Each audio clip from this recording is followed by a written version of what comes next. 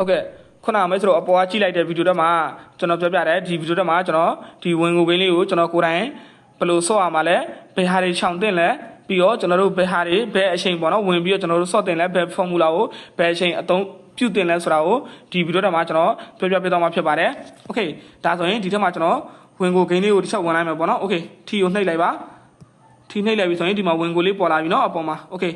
ဝင်ကိုကိန်းနဲ့ဝင်လိုက်ပါပြီဒီထက်မှာအခုလက်ရှိပေါ့နော်ကျွန်တော်ဒီမှာ23သိန်းရှိပါတယ်23သိန်း8300တော့ရှိပါတယ်နော်โอเคဒါဆိုရင်အရင်ဆုံးပေါ့နော်ဒီထက်မှာကျွန်တော်တို့ကြည့်မှာကဒီထက်မှာရှိတာကအကြီးအသေးနှစ်ခုပဲရှိတယ်နော်အကြီးအသေးနှစ်ခုပဲရှိတယ်ဒီနှစ်ခုတွေက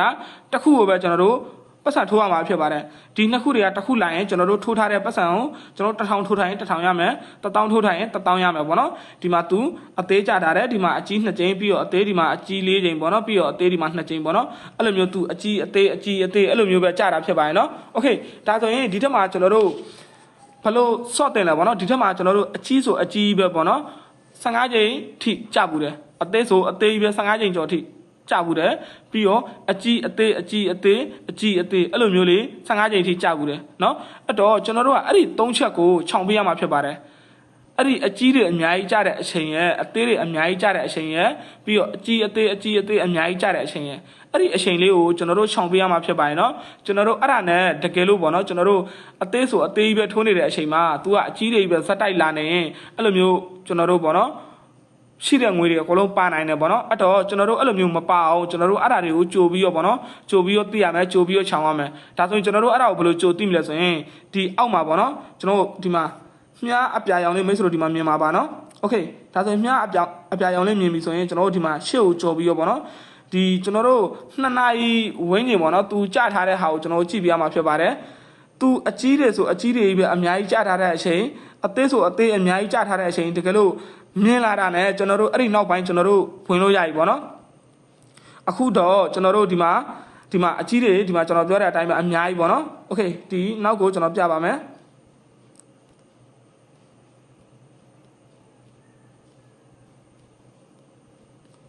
โอเคဒီနေရာမှာပေါ့နော်ဒီနေရာမှာကျွန်တော်တို့ဒီမှာ10ချိန်ကြာထားတာဖြစ်ပါတယ်โอเคဒီဘက်မှာကြော်ကြည့်မယ်ဆိုရင်ဒီဘက်မှာ3ချိန်ဒါဆို73ချိန်ဒီဘက်မှာ1ချိန်14ချိန်ထိပေါ့နော်ဒီမှာအကြီး14ချိန်ထိကြာထားတယ်ဒါဆိုရင်ကျွန်တော်တို့ဒီဘက်မှာ1နိုင်လောက်ပဲရှိသေးတယ်နော်သူအကြီး10ချိန်ထိကြာထားတ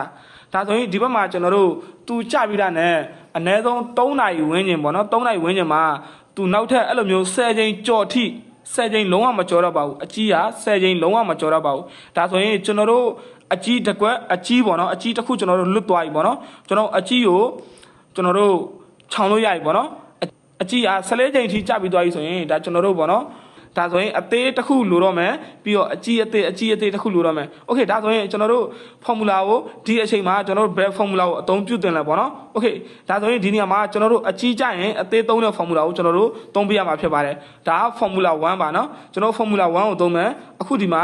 သူကအကြီးကျသွားတယ်ပေါ့နော်အကြီးကျသွားတယ်ဆိုရင်ဒါကျွန်တော်တို့ဒီနေရာမှာအသေးကိုဆော့မယ်ပေါ့နော်โอเคဒါဆိုရင်ဒီနေရာမှာကျွန်တော်အသေးကိုဒီမှာကျွန်တော်1000ထိုးလိုက်မယ်ပေါ့နော်အသေးကိုကျွန်တော်1000ထိုးလိုက်မယ်တော့ဒီနေရာမှာမိတ်ဆွေတို့ဆွတ်ဆက်ပြီးမထိုးပါနဲ့မိတ်ဆွေတို့ရဲ့ deposit သွင်းထားတဲ့ amount ရဲ့အရင်ဆုံး လိုက်စာကိုပြင်ပါပေါ့နော်ကျွန်တော်တို့ဘယ်အလုံးမဆိုမလုပ်ခင်ကျွန်တော်တို့အရင်ဆုံး money management လုပ်ပေးရတာဖြစ်ပါတယ်ကျွန်တော်တို့မှာစုငွေဘယ်လောက်ရှိလဲအဲ့ဒီငွေနဲ့ကျွန်တော်တို့ဘယ်အလုပ်ဘယ်လိ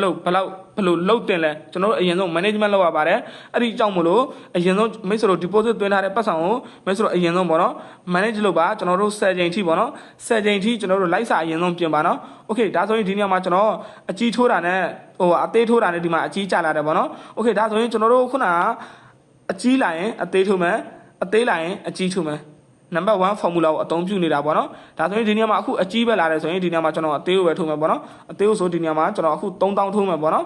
်ဒါခုနကကျွန်တော်ပသွားတာက1000ပေါ့နော်1000ရဲ့3စားကကျွန်တော်3000ထိုးမယ်ဒီနေရာမှာမိတ်ဆွေတို့100 300 800ကျွန်တော်ဒီမှာ software မှာပြထားတဲ့ formula လေးတွေကိုမိတ်ဆွေတို့အသုံးပြုလို့ရပါတယ်နော်ကျွန်တော်ဒီမှာ formula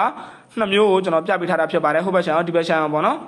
်ပြီးရင်ထိုးဖို့ရင်ကျွန်တော်တို့ဒီအချိန်လေးတော့ခဏစောင့်ပေးရမှာဖြစ်ပါတယ်နော်သူက10မိနစ်တစ်ခါကြာတဲ့အတွက်ကျွန်တော်တို့ထိုးပြီးတော့10မိနစ်တစ်ခါတော့စောင့်ပေးရပါမယ်ဒီထက်မှာမိတ်ဆွေတို့တစ်ခုပြောပြချင်တာကမိတ်ဆွေတို့ဒီအကြီးနဲ့အသေးဆွတဲ့အချိန်မှာဒါသူက10မိနစ်တစ်ခါပေါ့နော်10မိနစ်တစ်ခါထိုးချိန်ပေးပါတယ်အဲ့ဒီ10မိနစ်အတွင်းမှာကျွန်တော်တို့အသေးရောအကြီးရောနှစ်ခုလုံးရောထိုးလို့မရပါဘူးနော်โอเคဒါဆိုအကြီးပဲလာရင်တော့ကျွန်တော်2ချိန်ပါသွားပါပြီโอเคဒီတကားကျွန်တော် အသေးကိုပဲကျွန်တော်အခုဒီတက8000ထိုးမယ်ပေါ့နော်โอเคအသေးကိုပဲကျွန်တော်ဒီမှာ8000ထိုးလိုက်ပေါ့နော်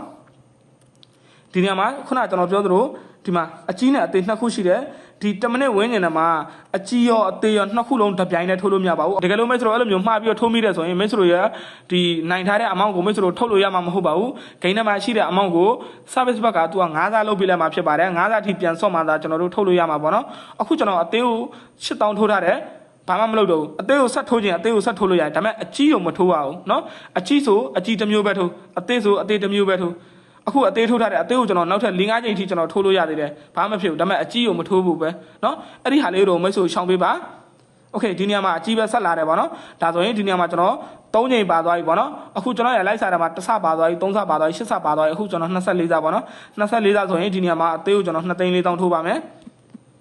ဟုတ်ပြီကျွန်တော်2,400,000ဗောနော်2,400,000ဒီမှာထိုးလိုက်ပါပြီအပေါ်မှာကျွန်တော်ဒီမှာခုန23သိန်းရှိတော့30ပဲရှိတော့ပြီဗောနော်ဒါအခုကျွန်တော်4စားမြောက်ပဲရှိသေးတယ်ဒီနေရာမှာမိတ်ဆွေတို့ကျွန်တော်တစ်ခုလောက်ပြောပြစေချင်တာက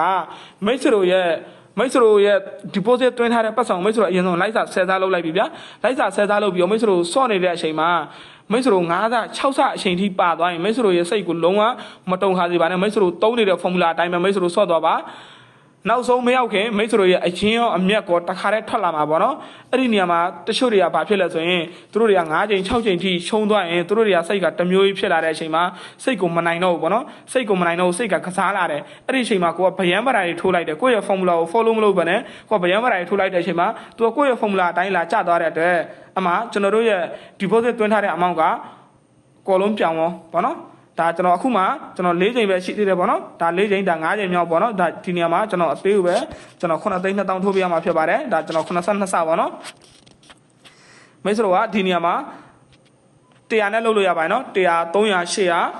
800 2,400 9,200ပေါ့နော်အခုကျွန်တော်9,200,000ထိုးတဲ့နေရာမှာမိတ်ဆွေတို့9,200ထိုးပေးရမှာဖြစ်ပါတယ်နော်ဒါမိတ်ဆွေတို့